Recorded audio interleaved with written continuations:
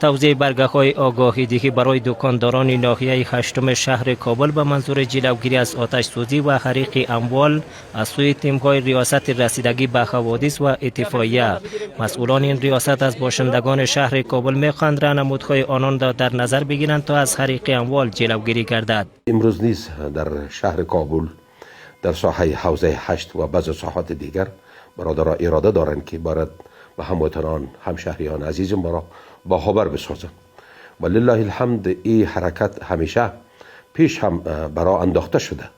از سوی هم تیم‌های این ریاست در جریان توزیع برگه‌های راهنمودی از باشندگان شهر کابل می‌خواهند در صورت آتش سوزی به شماره 101 این اداره به تماس شوند.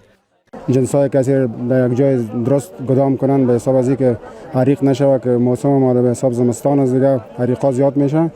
به خاطر از این ورقه‌ها رو براشون آوردیم که این آگاهی است که سطح آگاهیشون بلند برود. دا ډیر زیات مفید ده د دکاندارانو لپاره آگاهی ده معلومات لپاره چې خدای نه خاصه ولګيږي نو هغه جلوګیری وشي د اور د مهارولو لپاره نو ډیر زیات خوشاله ومننه ده مسئولینو څخه چې موږ ته آگاهی راکړله.